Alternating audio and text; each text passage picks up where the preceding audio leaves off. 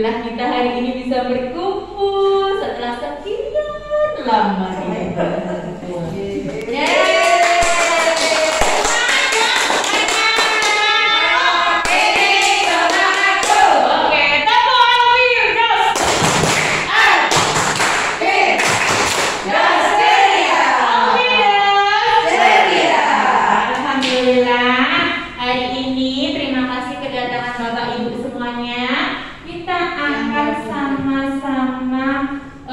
Belajar tentang filosofi pendidikan di Hajar Dewantara dan budaya positif. Nah, nanti pasti akan ada isian materi yang sangat menarik dari Bunda kita tercinta, Bunda Iin.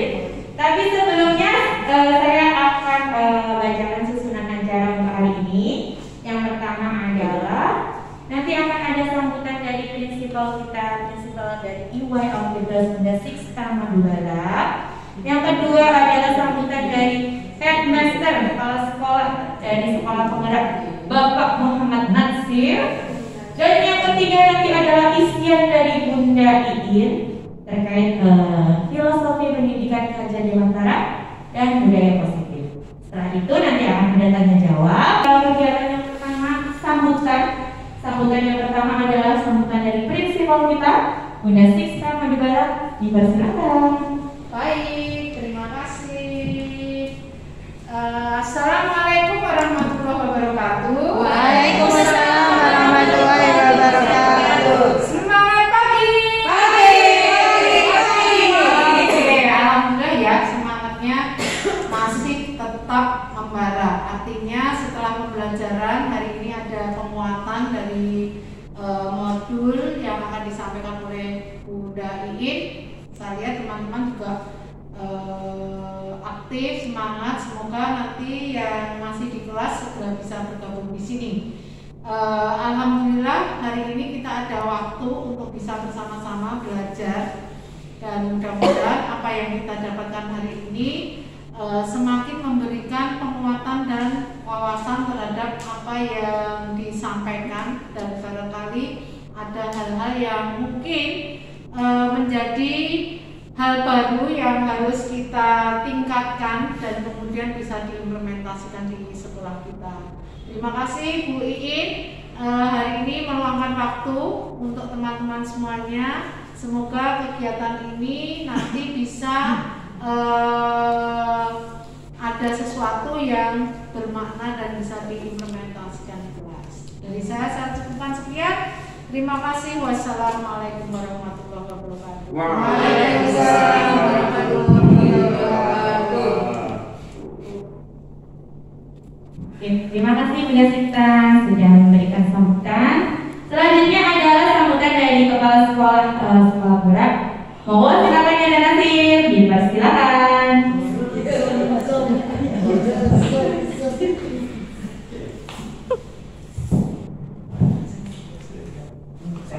Saya lebih suka dulu ya. Dengan jadi tak isi kirim. Ini mau langsung Jumatan ya. Assalamualaikum warahmatullahi wabarakatuh. Waalaikumsalam warahmatullahi wabarakatuh. Terima kasih pada Bunda Ita selaku prinsipal, Bunda Iin selaku CGP calon guru penggerak ya. Masih calon, bisa pernah pasti jadi guru penggerak ya. Tunggu 9 bulan ke depan lagi pas lahiran. Terima kasih pula untuk Bunda Ayah yang telah menghadirkan acara pada pagi hari ini. Langsung saja ya, Bapak Ibu semuanya. Yang jelas kita sangat apresiasi dengan effort teman kita semuanya, khususnya Bunda Iin, salah satu wakil dari Kota Solo ya. Itu yang masuk di serta calon guru angkatan yang keempat. Itu alhamdulillah Solo itu termasuk kota yang paling baik pesertanya ya di calon guru yang periode keempat ini. Namun untuk yang nanti tahun 2022 itu belum tidak cepat jatah, nanti jatah pas tahun 2023. Semoga nanti yang lain bisa mengikuti, benar-benar mengikuti menindaklanjuti atau meneruskan perjuangan Bunda Iin selaku guru penggerak. Terima kasih Bunda Iin yang telah menginisiasi daripada siang hari ini ya. Ini bisa di-sharing kita pulang semacam untuk kalau secara formal memang untuk mengasih tugas ya, kan memang tugas guru baru sangat banyak ya. Ya tutorial, tulis, video, maupun lain sebagainya. Jadi salah nanti ini semoga yang nanti bisa tertular pada kita semua, yaitu tentang filosofinya Ki Hajar Dewantara selaku bapak pendidikan kita, termasuk pula yang budaya positif. Yang jelas, yang sekarang menjadi kiblatnya dalam kabinet Bapak Nadiem selaku Mendikbud kita adalah bagaimana caranya filosofi beliau tokoh pendidikan nasional kita itu dengan budaya ini dan seluruhnya itu, utama fokusnya ke ini ya, ke tentang bahwasanya kiblat mengajarnya itu untuk memenuhi kebutuhan anak ya. Kalau dalam bahasa yang dulu tertulis itu walaupun diprotes, tapi sifatnya hanya apa ya, hanya bahasa ya. Itu adalah menghamba ke anak ya. Ini masih jangan terpetik. Maksudnya apa ya, kita tuh dalam pembelajaran mesti fokusnya ke anak, untuk tumbuh kembangnya anak, berserat terus berkembang sampai masa tumbuh kembangnya. Dan yang kedua, dari sisi budaya positif, dia sangat dikembangkan di guru penggerak maupun sekolah adalah tentang kolaborasi dan sharing ya. Alhamdulillah kita sudah sangat biasa dengan perlu penguatan. Kita sharing pengetahuan yang telah kita dapatkan, kita sharing kepada semua teman kita ya. Maksudnya adalah saling menguatkan dalam kolaborasi. Jadi masing-masing kita punya kekuatan dan itu akan semakin kuat jika terus kita padukan, kita kembangkan. Jadi dari saya pengantar pendapat hari ini supaya nanti kegiatan ini sudah terus sukses sampai terusnya, dan untuk berani selamat sukses untuk calon guru penggeraknya di tahap keempat. Terima kasih. Assalamualaikum warahmatullahi wabarakatuh. Waalaikumsalam warahmatullahi wabarakatuh. Jika video maaf saya izin ya, atau Jumatan. Terima kasih. Terima kasih Anda Nasir sudah memberikan sambutan. Nah, ini kegiatan yang ditunggu-tunggu adalah penguatan filosofi pendidikan Indonesia Ki Hajar Dewantara dan budaya positif. Nah, materi ini nanti akan disampaikan langsung oleh Bunda Iin. Monggo silakan Bunda Iin, sudah siap? Ya, makasih Bunda ya. Waktu yang dapat dipersilakan. Baik, terima kasih. Terima kasih kepada Bunda Aya sudah memberikan waktu, dan terima kasih juga kepada Bunda Siska dan Bunda Nasir atas kesempatan yang diberikan pada hari ini, sehingga saya bisa melakukan sharing sosialisasi tentang modul dari pendidikan guru penggerak. Seperti yang di judul sini, saya akan sharing tentang modul, yaitu ada 1.1 tentang refleksi filosofi pendidikan Indonesia Ki Hajar Dewantara dan budaya positif. Sebentar. Ini adalah video sebagai ini pembuka.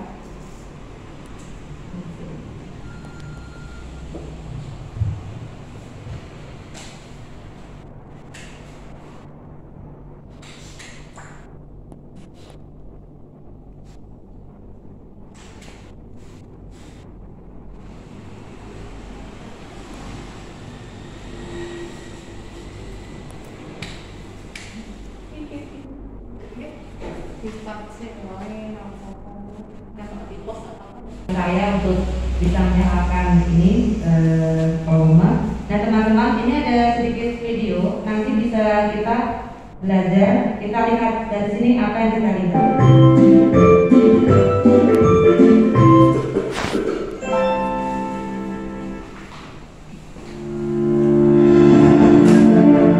Salam dan bahagia Bapak Ibu calon guru penggerak. Video ini akan menggambarkan tentang pendidikan zaman kolonial, sekaligus menjadi pengantar bagi Anda untuk berefleksi kembali perjalanan pendidikan Indonesia dari zaman kolonial hingga saat ini.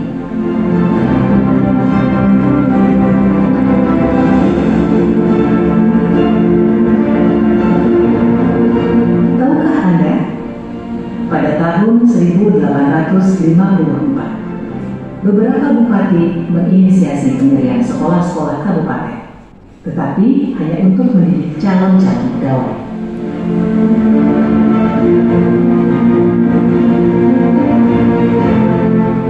Kemudian tahun yang sama, lahirlah sekolah-sekolah Bumi Putra yang hanya mempunyai 3 kelas. rakyat hanya diberikan pengajaran membaca, menulis, dan berhitung seperlunya, dan hanya mendidik orang-orang pembantu dalam mendukung usaha dagang mereka.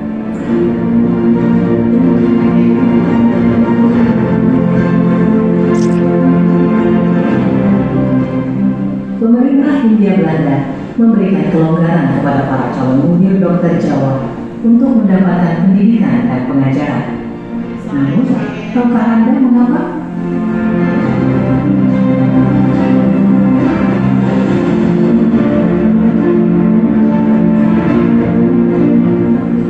Pada tahun 1920, lahirlah cita-cita baru yang memimpikan perubahan radikal dalam pendidikan dan pengajaran.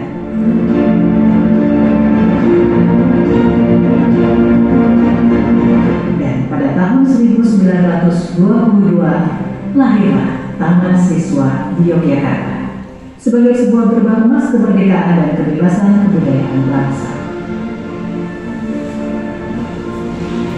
Taman Siswa ada sebagai jiwa rakyat untuk merdeka dan bebas.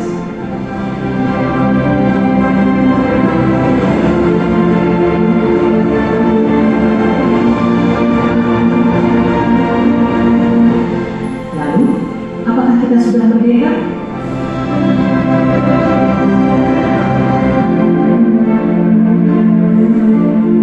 Video ini adalah pengantar menuju video kedua, Filosofi Pendidikan Ki Hajar Dewantara. Salam dan bahagia. Nah, ini adalah video singkat dari sedikit pemaparan tentang filosofi pendidikan Ki Hajar Dewantara. Nah, dari video yang singkat tadi, coba menurut Ibu, bagian mana yang paling penting dari sekilas video tadi? Ada yang boleh jawab? Monggo silakan. Ayo kita coba. Nah, ada yang menjawab? Saya Bu. Iya, monggo Presita. Saya pakai mic nggak apa-apa. Dari video itu kita bisa ini ya, filosofi yang bisa kita ambil adalah bahwa pembelajaran itu di Indonesia sudah mulai digerakkan ya sejak masa kolonial. Kemudian model pembelajarannya saya lihat dari apa yang disampaikan di situ, tujuan pembelajarannya masih sempit menurut saya ya. Tadi disampaikan hanya diharapkan anak bisa membaca dan menulis. Kemudian tujuannya untuk mendapatkan kesiapan tenaga atau SDM untuk menjadi calon pegawai negeri sipil. Nah, jadi memang orientasi pembelajarannya belum luas menurut saya. Itu Bu. Terima kasih. Terima kasih Mbak Citra. Mungkin ada lagi pendapat Mbak Citra? Oke, benar. Bahwa dalam video tadi memang pendidikan pada zaman kolonial dengan pendidikan sekarang itu memang jauh berbeda. Oke. Nah, seperti ini juga tadi ini. Nah, apa tujuan pendidikan dapat dilihat dari video tadi? Seperti yang Bu Citra tadi bilang, bahwa tujuan pendidikan pada zaman kolonial pada saat itu adalah memang untuk lebih membantu kepada pemerintahan kolonial Belanda. Jadi kalau seperti tadi hanya khusus untuk membaca, menulis, berhitung, tujuannya apa? Itu untuk membantu menjadi tadi semacam dokter yang membantu atau mungkin menghitung pembantu. Jawabkan belum semua. Kenapa belum semua? Karena hanya anak-anak bupati dalam artian golongan menengah ke atas ya yang dipersiapkan dan diperbolehkan untuk mencapai pendidikan pada zaman kolonial sesuai dengan video yang tadi. Kemudian apa persamaan dan perbedaan antara situasi pendidikan zaman kolonial dan situasi pendidikan Indonesia saat ini? Mungkin persamaan pendidikan pada zaman dahulu dan sekarang seperti yang Bu Dek bilang tadi adalah sama-sama mendidik. Nah, tetapi perbedaannya sangat jauh. Seperti yang kita lihat tadi, sistem pendidikan di zaman kolonial masih semacam teacher center, iya kan? Jadi guru di depan, anak di belakang, kemudian pemberian materi secara satu arah demikian. Duduknya Kemudian, klasikal. ya, duduknya klasikal. Sedangkan untuk pendidikan di Indonesia saat ini sudah lebih ke student center dan mengakomodir segala kreativitas, segala minat, bakat, latar belakang anak pun juga dikulik. Jadi tidak sebatas pada kita memberikan apa, tapi kita juga mengambil anak punya apa, seperti itu. Jadi memang sudah sangat jauh berbeda antara pendidikan zaman kolonial dengan pendidikan zaman Indonesia. Nah, filosofi Ki Hajar Dewantara ini adalah yang kita kenal biasa kodrat alam. Pendidikan itu kodrat alam. Itu apa? Alam. Alam adalah yang terdekat dengan anak. Jadi di sini memang diharapkan segala pendidikan itu berbasis pada alam. Bisa seperti lingkungannya, sosial budayanya. Makanya kadang kita itu ketika mengenal anak baru, kita juga terbiasa untuk melacak. Mungkin rumahnya di mana, kondisi orang tuanya seperti apa, tingkat sosial ekonomi, karena apa? Karena itu semua sangat berpengaruh kepada pendidikan. Jika mungkin dia terlambat, kenapa terlambat? Oh, ternyata rumahnya jauh. Jadi kita tidak bisa menjudge anak terlambat karena mungkin malas, karena mungkin hal yang tidak seperti biasanya. Karena apa? Alam dari masing-masing murid ini sangat beragam, sangat berbeda. Nah, untuk kodrat zaman mungkin ada bisa membantu. Mungkin sudah paham apa sih yang disebut kodrat zaman pada zaman Ki Hajar Dewantara? Silahkan tunjuk jarinya. Oke, baiklah. Nah, kodrat zaman pada filosofi pendidikan Ki Hajar Dewantara adalah adanya semacam ini. Kalau kita bisa sebut ini, apa itu? Karakteristik yang mendunia, seperti kodrat zaman yang kita harus selalu berubah. Seperti handphone, seperti motor, itu kan tipenya, serinya itu selalu berubah. Nggak akan mungkin handphone kita yang seperti laptop saya pun juga ini seharusnya berubah, tapi kan semua itu bertahap. Seperti pendidikan di situ. Jadi kalau kita tidak mengikuti perubahan, kita akan tergilas. Pendidikan pun juga sama. Kalau dulu kita masih yang belajar mungkin yang tidak seperti sekarang dan lebih mengedepankan ilmunya, mungkin kita akan tertinggal dengan sekolah lain yang sudah melakukannya. Itulah mengapa pendidikan di Ki Hajar Dewantara itu dia disebut kodrat zaman, yaitu menyesuaikan zaman, sepemahaman dengan Ali bin Abi Thalib, di mana dididik anakmu sesuai dengan zamannya, karena anakmu akan hidup bukan pada zamanmu. Kemudian pendidikan yang menghamba. Nah, menghamba di sini adalah bukan berarti ya kita ini ya manut banget enggak, tetapi semua itu diorientasikan kepada anak, kepada kebutuhan anak.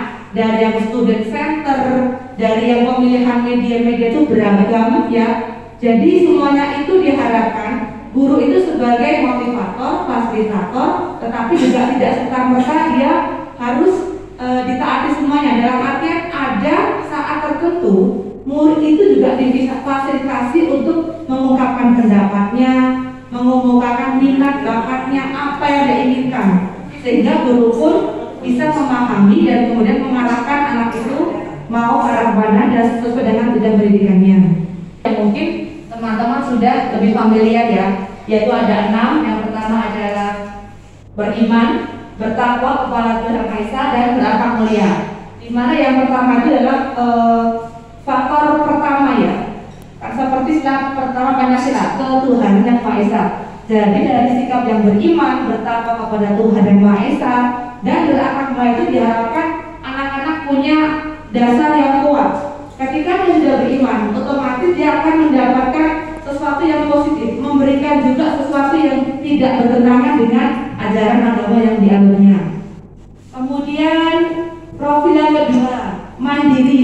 Mungkin ada yang mau bantu saya untuk menerangkan dari kata mandiri, apa sih yang mandiri itu? Ada yang bisa bantu jawab tentang profil yang mandiri, yang seperti bagaimana teman-teman? Mungkin bisa kalau mandiri itu kalau anak-anak usia PAUD atau anak usia dini itu kemandirian lebih ke melakukan segala sesuatu dengan sendiri. Ya, seperti itu benar. Baik, melakukan sesuatu inisiatif di awalnya seperti apa? Jadi mungkin diharapkan agensi ya. ya, ya seperti sudah agensi yang voice ya, dia berani mengungkapkan keinginannya mandiri dalam apa juga mungkin tanpa bantuan dengan sesuai tahapan umurnya. Kemudian untuk yang bernalar kritis mungkin ada yang bisa menjawab atau mungkin sharing apa sih yang bernalar kritis itu? Anak bisa ini ya, apa berpikiran luas, berkritis, inquirer lah katakanlah, keponya tinggi, ingin tahunya tinggi, kemudian dia ingin cari tahu jawabannya apa ya, yang benar-benar bisa membuat dia itu sudah terjawab pertanyaannya, seperti itu mungkin. Oke, terima kasih Bunda Dia. Yang benar. Bernalar kritis memang kita harapkan anak-anak meskipun usia dini juga sudah mulai diajari untuk berpikir kritis, bernalar kritis. Mungkin mereka dari masuk itu mungkin bisa bertanya, berani dengan apapun pertanyaannya, apapun dia mencari tahu di eksplor ruangan itu pun sudah salah satu wujud bahwa anak itu bernalar kritis. Karena jika anak itu mungkin bisa bernalar kritis, maka akan ada problem solving dan dia dapat sehingga dia bisa berubah, nggak cuma menjadi anak yang pasif dalam mengikuti setiap pembelajarannya. Kemudian untuk profil yang keempat adalah berkebinekaan global. Nah, mungkin ada yang bisa menjawab apa sih yang berkebinekaan global itu? Global, mendunia. Mungkin ada yang bisa menjawab? Ya, Bunda nih. Kreatif aja ya. Oh iya, boleh. Boleh ketawa, boleh ya Bunda ya. Boleh. Ya itu saya nggak kreatif, saya aja jawabnya ya Bunda ya. Kalau menurut saya kreatif itu mampu menciptakan hal-hal baru yang tidak mencontoh atau meniru dari orang lain. Seperti itu Bunda. Oke. Baik, untuk kreatif berani mencoba hal-hal yang baru, tidak dicontoh dari orang lain. Nah, bisa seperti itu atau juga mungkin seperti kita sering dengar ATM ya, amati, tiruan, verifikasi. Nah, itu hasil akhirnya. Meskipun mungkin satu temanya sama, bisa jadi di tangan masing-masing anak itu akan berbeda. Karena tingkat pemahamannya, tingkat mungkin pengerjaannya, prosesnya bisa jadi berbeda. Misalnya disuruh gambar, disuruh menciptakan kemarin seperti pas Give a Mom yang hari ibu itu, suruh bikin bunga. Itu ada yang diberi pola yang sama, tapi hasil akhirnya itu bisa jadi berbeda. Ada yang menumpuk, ada yang bersusun, tapi intinya sama. Itu menunjukkan bahwa kreativitas itu semua anak itu berbeda setiap anaknya. Kemudian untuk profil antara gotong royong dan berkebinekaan global, mungkin ada yang bisa membantu menjelaskan atau mungkin pemahamannya sampai sejauh mana tentang dua profil yang di hijau dan di merah? Bunda Tri, Bunda Ne. Ya, kebinekaan global Internasional media. Berkebinekaan global menurut saya artinya adalah bahwa pendidikan di PAUD itu mengenalkan anak-anak tentang penciptaan manusia yang berbeda-beda, latar belakang, culture, budaya, bahasa, suku, asal negara, juga latar belakang siswa yang berbeda-beda. Dan kita mengajarkan anak-anak untuk punya jiwa toleransi, saling menghargai perbedaan di antara satu dengan yang lainnya, dan juga bisa punya bahwa perbedaan itu tidak menghalangi untuk siswa terlibat di dalam komunitas global, karena mereka disatukan ya, antar wilayah di dunia ini disatukan sebagai satu kesatuan. Meskipun kita berbeda-beda, kita bersatu dalam satu negara, dan masing-masing negara itu juga menjadi satu kesatuan sebagai global citizen. Begitu mungkin Bunda Dini, kalau salah maaf ya. Oke. Ini memang banyak benar semua perbedaan. Dari rumah sendiri pun masih berbeda. Kemudian dari kelas K1A, K1B, K1C berbeda. Kemudian ke sekolah itu masing-masing berbeda. Tetapi tetap ada satu kesatuan pengetahuan yang membuat mereka itu satu. Kemudian globalisme juga seperti ini, lebih ke internationalized. Jadi pemahaman bahwa dunia itu kedepannya itu tantangannya sangat banyak sekali. Peserta didik saat ini, jika didik dengan teori yang konvensional, yang tidak seperti memiliki kreativitas, memiliki inovasi, itu mereka mungkin bisa tergeser dengan pola pendidikan yang merupakan critical itu ya, critical thinking itu ya. Jadi sehingga diharapkan anak-anak yang profil Pancasila ini memang dia mampu dan siap untuk menghadapi tantangan dunia beberapa mungkin puluh tahun. Mungkin untuk yang terakhir ini ya, gotong royong ini memang kegiatan ini atau dasar ini memang kita tanamkan untuk di anak-anak prasekolah ini di PAUD terutama ya. Jadi memang ini kalau di kita memang lebih ke bisa diintegrasikan dengan kegiatan-kegiatan di kelas sebelum pandemi ya. Jadi karena pandemi mungkin ini agak dikurangi ya. Tapi karena ini kita tanamkan ke anak-anak usia PAUD itu dengan harapan memang untuk kedepannya mereka punya rasa empati, punya rasa dengan lingkungannya, kemudian bisa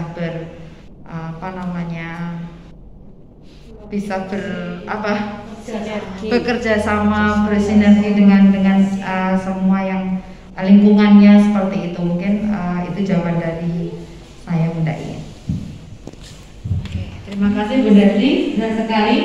Gotong royong memang nanti kita jalannya ke kolaborasi ya, ke kerjasama antar teman, antar kawan juga, sehingga dari kolaborasi ini diharapkan nanti bisa tercipta mungkin ide-ide baru, bisa lebih kritis, sehingga selalu diutamakan. Apalagi gotong royongnya adalah ciri khas dari bangsa Indonesia, dan itu memang mungkin belum semua negara seperti itu, tapi kita punya satu ciri khas yang tidak boleh dihilangkan. Karena meskipun kodrat zaman itu berubah, tetapi ada unsur-unsur tertentu atau etnik yang harus dipertahankan dari kebudayaan Indonesia. Nah, juga pendidikan dalam filosofi Ki Hajar Dewantara itu adalah seperti menuntun. Jadi guru itu menuntun, memastikan anak itu yang on the track, dalam artian membimbing bagaimana dia itu menempuh tujuan akhir pembelajaran, sampai juga seperti Engar Sosobulodo, Maria Mangunkarso, Tuturi Handayani. Jadi baik di depan, di tengah maupun di belakang, memastikan anak itu mencapai tujuan pembelajaran dengan cara yang baik dan benar. Nah, kemudian ini yang Bapak lihat, Bapak Ibu lihat apa ini? Kertas kosong. Kertas kosong, ya. Dulu ada ini ya, filosofi tabulansa, di mana anak rajin itu adalah ibarat kertas kosong, ya. Bapak Ibu setuju boten? Setuju ya? Tidak. Tidak. Kenapa setuju, Bunda? Ya. Fitrahnya masih suci. Fitrahnya masih suci, oke. Kemudian nggak setuju, kenapa Bunda ya nggak setuju? Sebenarnya anak sejak dalam kandungan itu sudah punya potensi ya. Begitu dia lahir, dia meskipun potensi itu memang harus distimulasi, tetapi anak itu punya potensi untuk berkembang, potensi untuk tumbuh kayak gitu. Ya, terima kasih. Benar Rita. Memang untuk dulu sering kita dengar anak itu ibarat kertas kosong. Kita yang akan memberi warnanya, kita yang akan mencoret-coretnya, sehingga betul-betul kehidupan itu memang kurang tepat. Apalagi dari Dewantara beliau berprinsip anak itu lahir itu sudah membawa garis-garis yang samar, mungkin minatnya, mungkin bakatnya. Nah, tugas kita sebagai seorang gurulah yang akan mempertebal dan mempertajam itu, biar nanti anak tercapai apa yang dia inginkan. Jadi mungkin dia sudah nampak bakatnya, sudah mulai dia sepertinya komunikasinya bagus, seperti itu. Nanti guru akan lebih memfasilitasinya.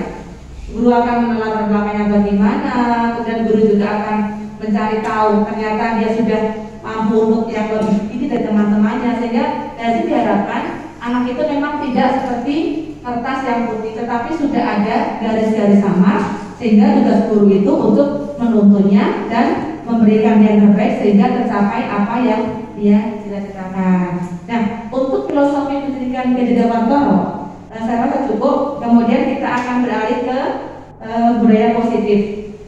Nah, di sini coba teman-teman untuk kepalkan salah satu tangan Anda. Ya, kepalkan begini, boleh begini, boleh begini, terserah. Nah, bayangkan bahwa dalam kepala Anda itu ada sesuatu yang sangat berharga. Entah itu, ya terserah Anda apa yang berharga. Nah, kemudian ketika ada teman lain yang menyuruh Anda membuka itu kira-kira boleh enggak?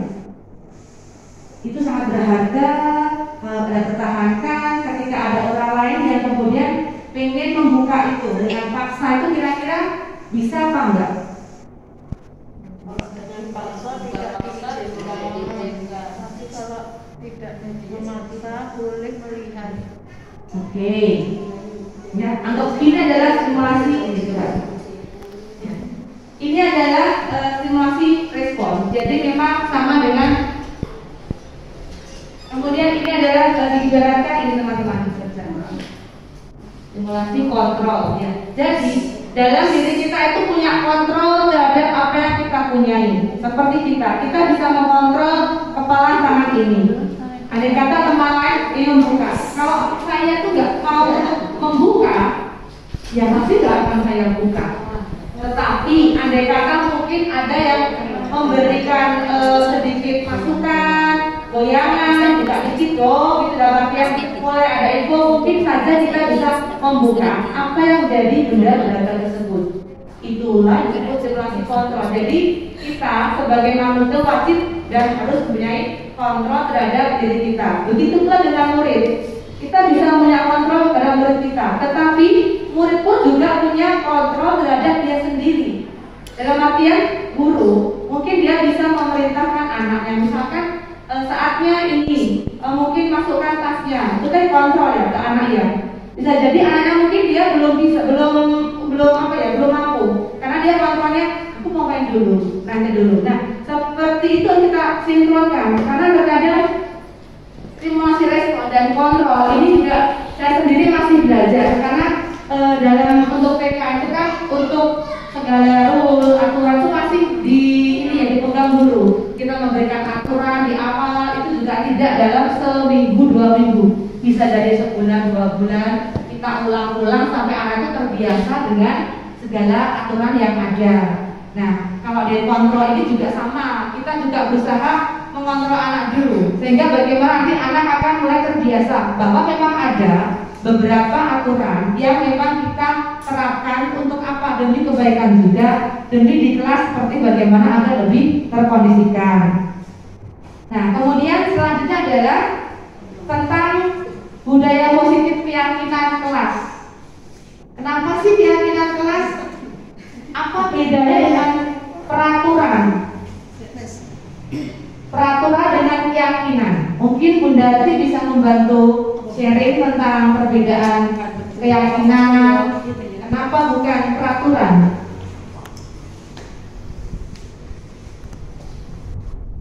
Kenapa ini keyakinan bukan peraturan? Karena kalau peraturan itu sesuatu yang mengatur, meskipun tidak diyakini. Tapi kalau keyakinan itu berasal dari sesuatu yang sudah diyakini dulu bahwa itu memang harus dipatuhi. Dan artinya kalau keyakinan berdasarkan sesuatu yang dipahami, mereka sudah paham, kemudian sudah meyakini pentingnya, meyakini apa akibatnya kalau tidak dipatuhi, sehingga mereka akan menjadi lebih kuat motivasinya untuk mematuhinya. Jadi tidak semata-mata kalau aturan itu kan bisa jadi akalnya ngerti ya, tapi tidak diyakini, itu kan beda. Tapi kalau keyakinan itu ya memang sesuatu sehingga itu menjadi motivasi yang kuat untuk bisa menetapinya. Ya Pak, ini udah menambahkan. Mungkin ketika istilah keyakinan ini lebih menekankan kepada kesadaran siswa, adanya kesadaran dari siswa untuk melakukan dengan niat ya. Kalau peraturan itu seperti ada faktor dari luar, tapi kalau keyakinan, kesadaran itu faktor dari dalam. Terima kasih. Tepuk tangan dong buat semua yang hari ini memberikan pendapatnya. Oke, nah untuk keyakinan kelas, mengapa tidak peraturan? Ya benar sekali. Karena kalau peraturan itu masih seperti satu sisi ya peraturan. Kamu harus makan, masukkan sepatu. Nah, tetapi kalau keyakinan kelas, keyakinan itu kan benar dari kesadaran, keyakinan dari dalam dia sendiri. Jadi anak itu lebih paham. Ketika anak itu paham, kemudian dia meskipun belum ada aturan, itu dia akan mau melakukan. Misalnya ya, aturan masuk itu adalah mungkin salah. Kalau peraturan masih salah, jadi mungkin kalau gurunya yang membuat peraturan saya misalnya, aturan saya adalah yang bisa menjawab pertanyaan dapat bintang gitu. Lah nanti jika mungkin saya pas nggak masuk, berarti sudah dia anak ada hafal.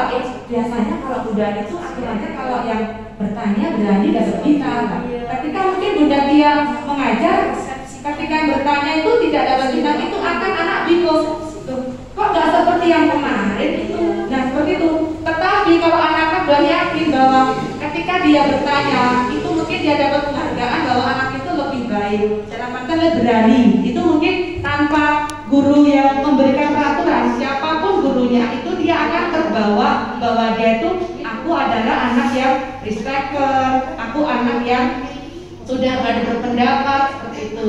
Jadi memang keyakinan itu akan bisa diterima siapapun gurunya. Jika anak sudah paham, jika anak sudah yakin dengan apa yang diberikan tadi, maka dengan atau tanpa guru yang memberikan peraturan atau kira-kira dia bisa lebih mampu menjalani. Misalnya juga ketika bintang, anak yang tertib akan dapat bintang, yang berbaris tidak dapat bintang. Itu peraturan saya. Nah kalau pas saya nggak ada, diganti Bunda Viva, aku udah baris tertib, kok dapat bintang? Nah seperti itu. Jadi beda peraturan itu. Ketika keyakinan dia akan lebih paham, nggak dapat bintang nggak apa-apa kok, karena berbaris tertib itu aku yakin itu perbuatan yang benar. Jadi seperti itu. Jadi memang lebih ke keyakinan kelas daripada dengan peraturan kelas. Kemudian selanjutnya adalah bahwa dalam setiap anak itu ada pemenuhan kebutuhan dasar. Ini maaf nih. Ada pemenuhan kebutuhan dasar, yaitu ada 5, yaitu kebutuhan cinta dan kasih sayang, kebutuhan penguasaan, kebutuhan kebebasan dan kebutuhan kesenangan. Nah, yang pertama adalah kebutuhan tentang cinta dan kasih sayang. Ini biasanya ada anak yang mungkin rame atau mungkin pengen cari perhatian. Nah itu bisa saja. Itu karena dia tuh ada yang kurang dalam dirinya. Kurang apa? Ya mungkin dia kurang cinta dan kasih sayang. Mungkin pengen diperhatikan. Sehingga mungkin dia di kelas berulah. Ulahnya mungkin bisa belum bisa duduk. Kenapa? Karena dia diperhatikan. Bisa jadi dia mungkin juga pengennya itu diajak ngobrol dengan cara apa? Dia selalu mendekat guru, bertanya ini itu, padahal mungkin saatnya pembelajaran. Dan kita memang ketika ada anak yang berbuat mungkin seperti itu, entah usil atau kita mungkin tidak boleh langsung mengejar, tetapi menanyakan dulu, kamu kenapa? Dan nanti kita kalau kita di modul ini ada segitiga restitusi, yaitu semacam kayak apa ya, feedback cross check terhadap segala setiap perbuatan anak itu pasti ada alasannya. Kemudian ini kebutuhan dasar yaitu penguasaan. Nah, di penguasaan ini ketika mungkin ada anak yang belum menguasai tema-tema tertentu ataupun materi tertentu, bisa jadi dia akan tidak menyesuaikan dengan atau tidak berbuat yang diingat gurunya. Misalnya ketika anak itu berbuat ketika belajar dia malah nggak mau belajar. Kenapa? Ternyata dia itu nggak mampu menyelesaikan tantangan ataupun materi yang diberikan pada saat itu, sehingga dia berbuat yang tidak seperti teman-temannya. Dan guru pun juga bisa memberikan mungkin dapat dibantu atau mungkin yuk tak temenin mengerjakan. Karena apa? Si anak tadi berbuat itu karena dia tahu dia kebutuhan dasar penguasaan dia nggak menguasai. Kemudian kebutuhan kebebasan, kebutuhan kesenangan itu juga nanti tergantung pada masing-masing anak. Jadi intinya ketika anak itu berbuat sesuatu itu kita mengenali dulu. Kira-kira dia itu kekurangannya apa ya? Apa kebutuhan dasar dari dia yang dia tidak dapatkan? Karena basicnya itu manusia ada 4 kebutuhan yang harus terpenuhi, yaitu tadi cinta dan kasih sayang, kebutuhan penguasaan, kebutuhan kebebasan, dan kebutuhan kesenangan. Jadi di setiap anak ada berusaha itu pasti ada alasan kenapa dia berbuat seperti itu. Entah itu dia kekurangan kasih sayang, entah itu dia tidak mampu, entah itu dia tidak bebas, maupun entah itu dia kurang senang. Kemudian, nah di sini adalah ada dalam kehidupan ini ya, dari seorang guru manusia pun itu ada posisi kontrol. Di sini ada posisi kontrol sebagai penghukum, membuat orang merasa bersalah, fungsi posisi sebagai teman, monitor atau pemantau, dan fungsi manajer. Nah, ya. Tadi yang sebelumnya tadi kan pemenuhan kebutuhan dasar keyakinan. Ini keyakinannya, pemenuhan kebutuhan dasar saja. Oh gitu. Oh ya sudah. Gimana? Nggak jadi berarti. Ya, ini tadi belum saya hapus tadi kupas dari pemenuhan kebutuhan dasar. Sudah lanjut. Lanjut ya. Ini dalam manusia itu secara umum itu ada 5 posisi kontrol. Ya, sebagai penghukum, sebagai pembuat orang merasa bersalah, kemudian sebagai teman, sebagai monitor, dan sebagai manajer. Nah, sebagai guru pun juga ini ya, diharapkan itu kita tidak terutama berada pada posisi penghukum. Diharapkan sebagai guru itu kita sebagai posisi manajer. Nah, mungkin di sini ada ini ya. Ini saya akan berikan contoh-contoh. Benar. Ada beberapa kalimat ya yang mungkin secara pribadi mungkin kita tidak sadar juga bahwa itu adalah posisi penghukum. Nah, ini di sini. Ini posisi penghukum ketika ada kasus Adi yang terlambat di sekolah. Ini salah satu contohnya. Terlambat lagi, pasti terlambat lagi. Kau selalu datang terlambat. Nah, sepertinya adalah dengan ada surat tinggi, bahasa tubuhnya yang kurang santun, kemudian dia menghardik, itu adalah posisi penghukum. Semoga di sini nggak ada seperti itu ya. Nah, bayangkan bagaimana perasaan panjenengan bila mungkin kita dibalik. Nah, seperti itu. Kemudian apa yang timbul? Akibatnya mungkin murid akan marah, bisa mendendam, bisa jadi dia menerima karena memori anak luar biasa. Jadi diharapkan kita itu sebagai guru tidak akan memberikan kata-kata yang memutus kepada anak, karena memori anak itu juga bisa merekam dan itu bisa menimbulkan efek psikologi juga yang hebat. Nah, kemudian posisi kontrol yang kedua ketika kasusnya adalah yang terlambat hadir adalah membuat orang merasa bersalah. Ini nada suaranya memelas, halus sedih. Adi, seperti ini, kamu udah berjanji kan gak terlambat. Kamu kenapa senang sekali masalah ibu? Ibu kan sedih, ibu kecewa. Nah, ini akibatnya apa? Anak merasa bersalah setelah mengecewakan ibu atau bapak gurunya. Nah, di sini murid akan merasa menjadi orang yang gagal dan gak sanggup membahayakan orang lain. Kadang-kadang jika tidak dilanjuti, tidak bisa berbahaya atas sikap hukumnya karena mungkin emosi akan tertanam dalam diri siswa. Murid bisa mengenal perasaannya. Nah, kemudian posisi kontrol lainnya ketika tadi kasus terlambat ada sebagai teman. Nah, ketika teman ini nada suaranya lebih ramah, akrab, bercanda, dan bahasa tubuh mendekat dengan murid. Kalau kita tekan posisi dada dengan murid. Adi, ayolah, bagaimana sih kamu? Kan sudah dari bapak kemarin. Kenapa terlambat lagi? Tetapi sambil tertawa. Jadi di sini kita seperti ngobrol dengan temannya. Sehingga di sini dari siswa sendiri akan merasa senang dan akrab dengan guru. Karena apa? Penyampaiannya seperti temannya sendiri. Kemudian posisi yang selanjutnya adalah posisi pemantau. Di sini memang lebih ke arah menanyakan ya, Tapi kalau TK mungkin nggak sepadan. Tahu kan kamu jam berapa kita mulai? Tahu Pak. Jadi kita sebagai guru pemantau di sini mungkin untuk kelas seperti itu lebih ke yang tingkat SMP atau SD kelas besar atas ya, di mana udah paham jam-jam masuk. Jadi mungkin kamu ini jam berapa nggak masuknya, tahu nggak aturannya jam berapa. Kalau untuk TK mungkin masih belum sampai mendetail seperti itu.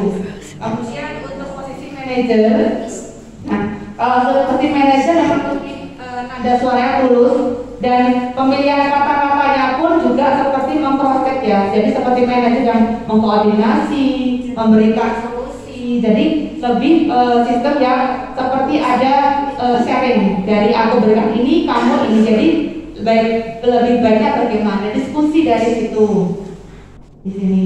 Nah ini yang ketika penghukum pembuat bersalahnya ada ciri-ciri khususnya seperti menghardik, menyakiti, menyindir, itu pun juga penghukum. Kalau kemarin setelah acara di rumah banyak. Kalau di rumah posisimu apa? Saya pribadi posisi saya di rumah ya semua ini saya bisa. Saya masih menghukum di rumah juga masih, karena saya akui kadang-kadang anak juga merasa gimana ya teman-teman. Kadang ketika mendapatkan materi saya tahu, ternyata nggak boleh ya. Tetapi dalam keseharian saya pun juga masih kadang-kadang menghukum, kadang-kadang juga membuat orang-orang bersalah. Juga 5 posisi ini masih saya lakukan secara pribadi di rumah. Nah kalau di sekolah saya berusaha untuk menghilangkan yang menghukum itu. Nah mungkin saya mau bertanya teman-teman, kalau mungkin Bunda Ana di rumah itu di sekolah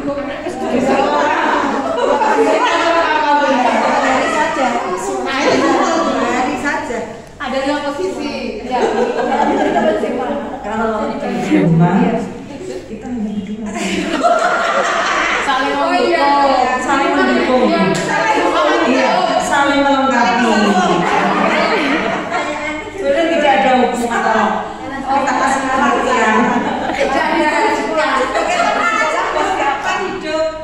Kalau di sekolah itu hukuman itu kita tidak terapkan ya, tapi untuk memberitahu anak ini mana yang boleh dan mana yang tidak. Jadi anak dikasih contoh mana yang benar. Jadi ke dalam melakukan anak-anak dalam melakukan kesalahan itu kita tanya, misalnya memukul, gimana kamu memukul, kenapa, menyakiti teman enggak, kalau misalnya kamu dipukul lagi gimana? Iya, jadi gitu. Termasuk di pos kontrol yang mana Bunda?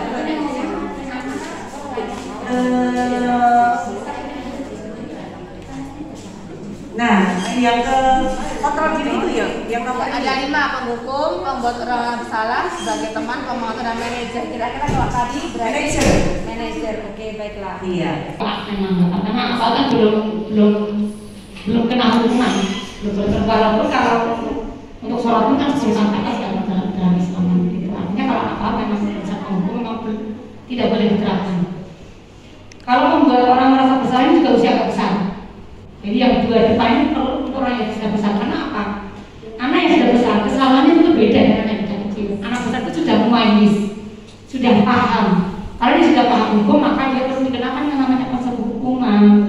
Kemudian konsep rasa bersalah yang akan membuat dia menjadi ada kemungkinan untuk memperbaiki diri.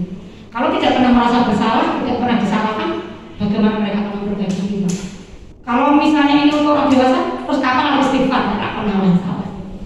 Jadi menurut saya untuk yang depan-depan ini suatu saat bisa jadi perlu untuk orang yang dewasa. Kalau saya sendiri menerapkan memang anak saya sudah besar semua. Jadi kalau hukum insya Allah nanti anak saya memang tidak pernah yang namanya ngancam nanti ini kalau gak gini tak akan gini, kamu nggak mau bantu ibu nggak akan ada piring bersih kan seperti itu tidak ada. Tapi kalau membuat orang bersalah seperti tetap masih supaya mereka diajak untuk refleksi, introspeksi, tetapi dibimbing untuk bukan semata-mata kesalahan kepada orang tua atau kepada guru misalnya, tidak. Tetapi kesalahan itu kalau sudah besar ya kepada intinya kayak berbuat tidak baik ini tidak baik pada dirinya sendiri kan sebenarnya gitu. Kembali. Iya, setiap kebaikan kita, setiap keburukan kita itu akan kembali kepada diri kita sendiri sehingga harus dibimbing untuk menyadari kesalahannya, bukan yang hanya oke, tetapi diajari untuk mengenali apakah betul refleksi apakah aku itu benar atau salah. Kalau yang sana teman-teman terus oke jelas itu. Artinya tergantung situasinya, tergantung kondisi anaknya, tergantung tingkat kesalahannya, semuanya ditempatkan sesuai tempatnya proses itu dari ini. Kalau di sekolah yang memang enggak ya. Ya, Bunda Ibu Yusuf sudah berdiri, semangat sekali. Foto Bunda nih. Tepuk tangan. Tepuk tangan apa? Oke, Bunda Ning, tadi kan Bunda Ning sudah menceritakan bagaimana beliau di rumah itu ini ya menekankan dari 5 itu tadi berusaha untuk menghindari yang 2 di depan, karena itu memang identitas gagal ya. Tak bacakan nanti. Ini yang memang sebagai penghukum dan membuat orang merasa bersalah ini, memang kalau kita lihat itu di atas itu identitas gagal. Dalam artian apa? Perilaku kontrolnya itu negatif. Karena seperti tadi Brady bilang, apalagi untuk usia PAUD, untuk usia sekitar di bawah 6 tahun itu masih mungkin ya itu tadi di bawah 10 tahun mungkin belum yang kurang pas ya. Tetapi kalau mungkin juga teman pemantau dan manajer itu lebih baik. Nah, mungkin Bu Daning saja untuk di sekolah itu kira-kira dari 5 kontrol itu menghukum, membuat orang merasa bersalah, hidupkan. Saya jawabannya sangat setuju dengan pendapatnya dari itu aku sama mewakili saya menjelaskan seperti itu. Selama ini antara teman, pemantau, manajer, kira-kira penempatan Bunda di mana? Paling banyak Yang paling dilakukan Manajer alasannya, contohnya, sharing Bunda.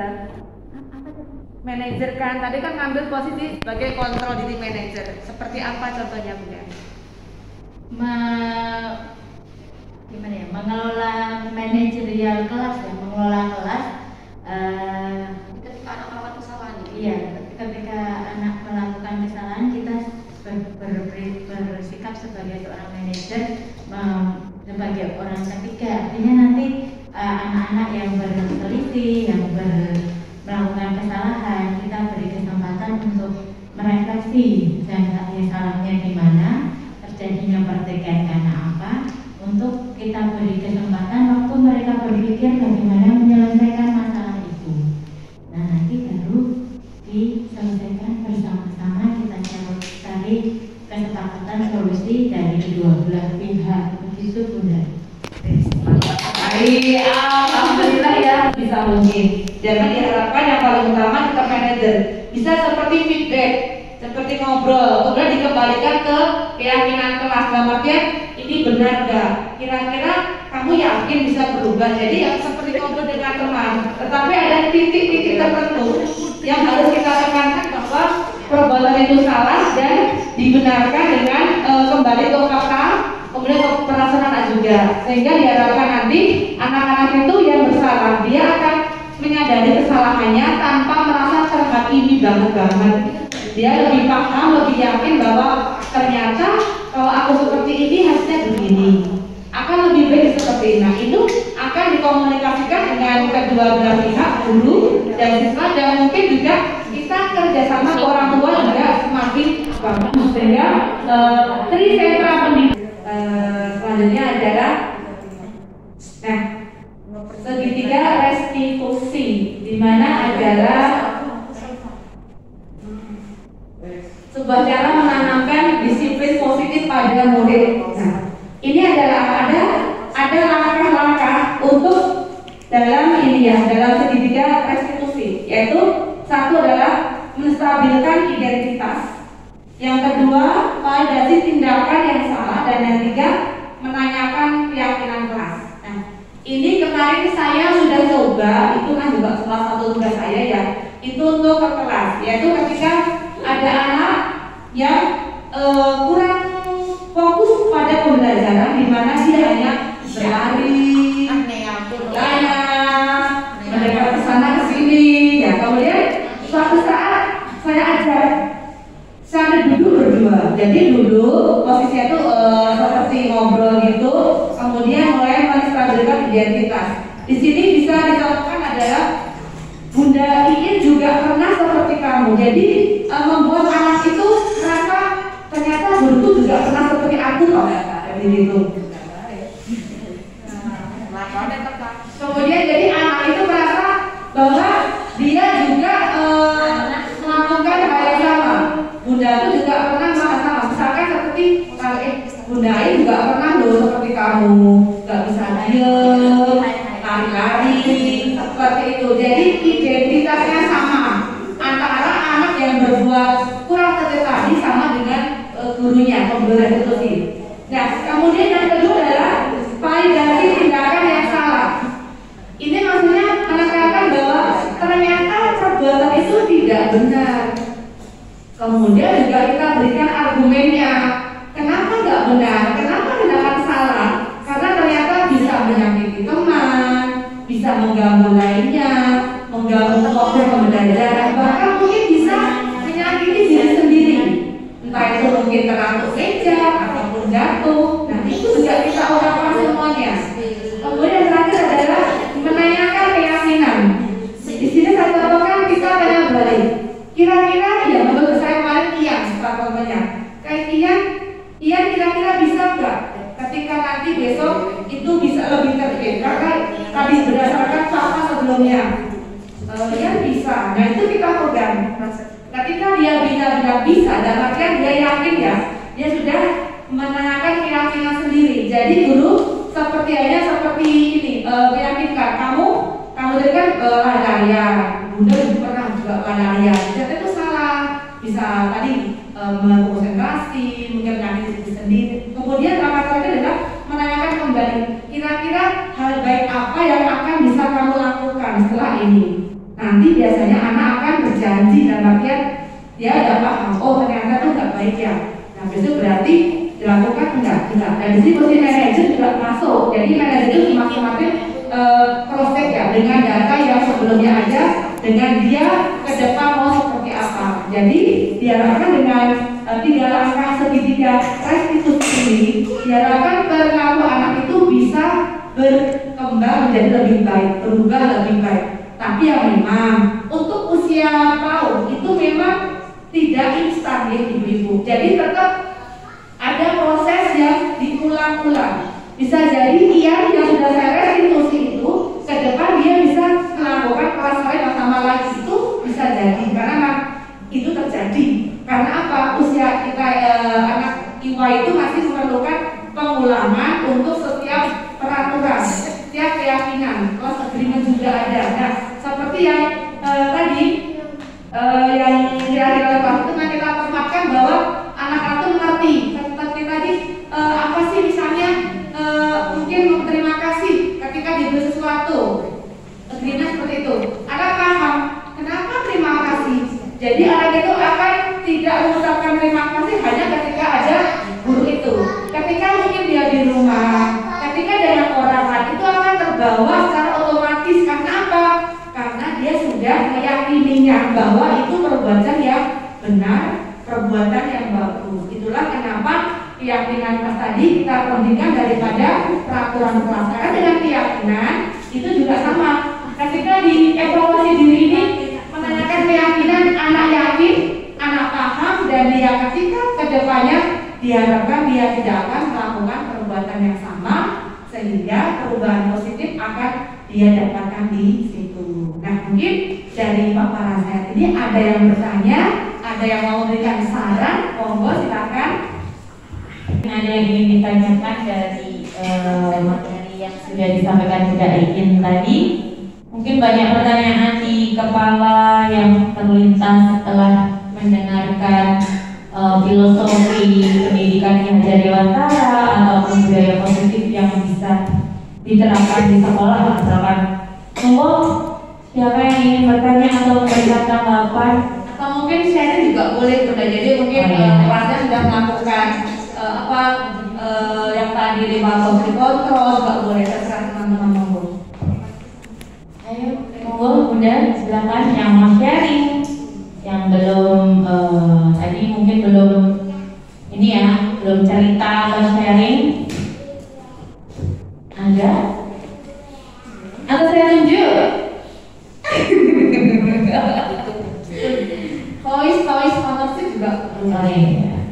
Monggo silakan Bunda. Oke.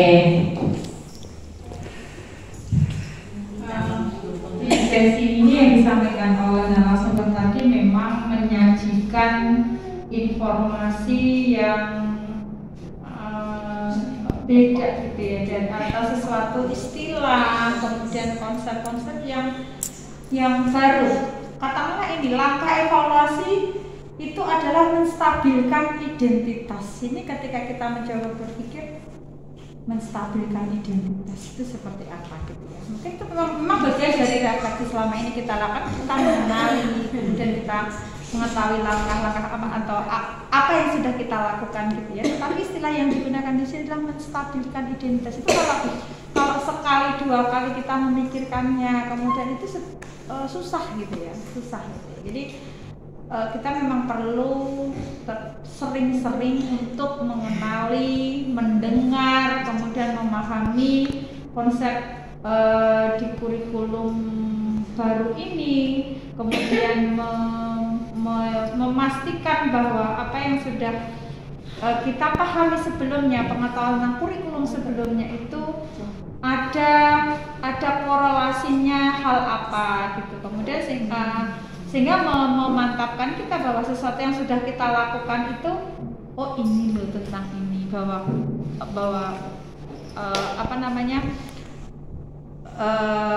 konsep-konsep yang baru ini sebenarnya sudah kita lakukan, dan tentang hal ini yang perlu belajar lebih banyak lagi untuk memahami istilah dan pemahaman baru.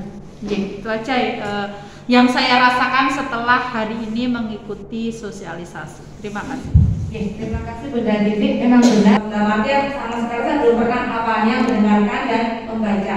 Tetapi kemudian setelah mendengarkan dan mendapat pemahaman, itu memang beberapa itu ternyata di kita itu beberapa sudah terinclude, tapi mungkin beda istilah ya. Seperti juga tadi tentang keyakinan kelas itu kita agreement, atau mungkin juga pendapat yang dari profil pelajar Pancasila itu mungkin sebagian sudah ada dalam IB Learner Profile. Dan nanti memang benar titik kita perlu untuk mensinkronkan istilah-istilah yang ada di sekolah penggerak dengan istilah yang ada di kurikulum IB kita. Jadi apa? Jadi kita bisa bersinergi karena kita sebagai sekolah IB juga sekolah penggerak. Jadi diharapkan nanti akan ada korelasi yang benar. Oh, ketika profil itu mandiri adalah benar kritis, berarti ini adalah inquiry atau mungkin knowledgeable. Jadi seperti itu. Atau juga mungkin ada owner voice, choice, dan ownership itu akan masuk kepada kreativitas atau mungkin anak-anak yang lebih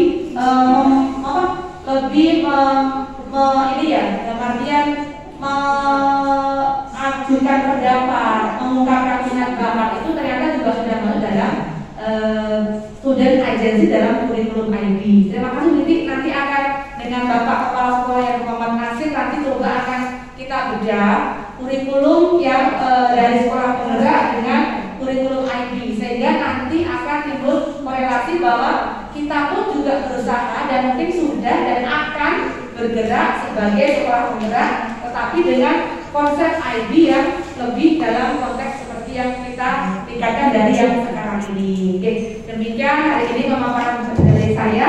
Jika ada salah kata, jika ada saudara ini, saya mohon maaf karena dari saya. Jika ada yang bermanfaat, monggo bisa diambil. Selebihnya, wassalamualaikum warahmatullahi wabarakatuh. Terima kasih Bunda Titik. Luar biasa ya pemaparannya hari ini, keren sekali dengan persiapannya singkat. Beliau memaparkan dengan